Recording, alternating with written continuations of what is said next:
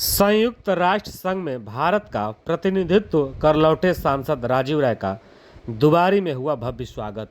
घोसी लोकसभा क्षेत्र के सांसद राजीव राय ने संयुक्त राष्ट्र संघ यूएनओ के 80वें सत्र में भारत की ओर से ऐतिहासिक संबोधन देने के बाद अपने संसदीय क्षेत्र में जब पहली बार आगमन हुआ तो वहीं मऊ जनपद के मधुबन थाना क्षेत्र के दुबारी पहुंचने पर कार्यकर्ताओं और समर्थकों और पार्टी के पदाधिकारियों ने उनका भव्य स्वागत किया।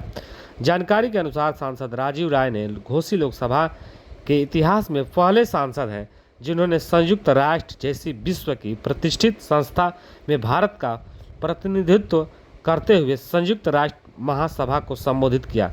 यह अवसर न सिर्फ घोसी बल्कि पूरे पूर्वांचल के लिए एक गर्व का विषय है। बताया जा रहा है कि इस वर्ष अमेरिका ने न्यूयॉर्क में आयोजित संयुक्त राष्ट्र संघ में इस महाअधिवेशन में लगभग 193 देशों के प्रतिनिधियों ने भाग लिया। भारत सरकार की ओर से भेजे गए 15 सदस्यीय प्रतिनिधिमंडल में उत्तर प्रदेश के इकलौते सांसद राजीव राय भी शामिल रहे। उन्होंने केवल भारत की नीतियों का मजबूती से पक्ष रखा बल्कि वैश्विक मंच पर भारत की आवाज़ को प्रभावशाली ढंग से प्रस्तुत किया। वहीं इस कार्यक्रम में मुख्य रूप से रामायण यादव, चंद्रमणि यादव उर्फ गुड्डू, राकेश यादव, रमेश यादव, मुन्ना यादव आदि लोग मौजूद रहे।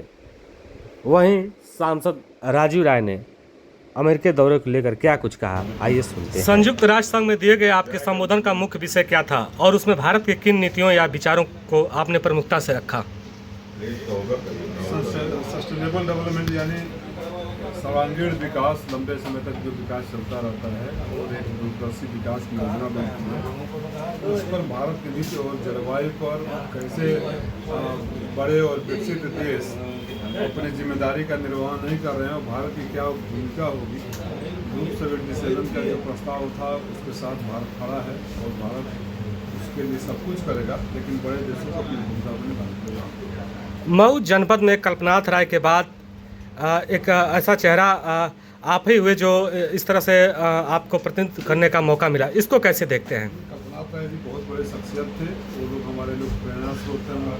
उनका जैसा बनने के लिए भी बहुत मेहनत करना है। इसलिए सच्चाई है कि इतिहास में पूर्वांचल का पहला सांसद, घोसी का सांसद जो संयुक्त राष्ट्र संघ में जाके आप बात उठाया। इसके अलावा किसी इस बात की भी हुई कि जब काउंसलर जनरल ने हम लोग के सम्मान में भोज रखा और भारतीयों के साथ मीटिंग रखी तो वहाँ घोसी का नाम स्क्रीन पर प्रमुखता से चल रहा था।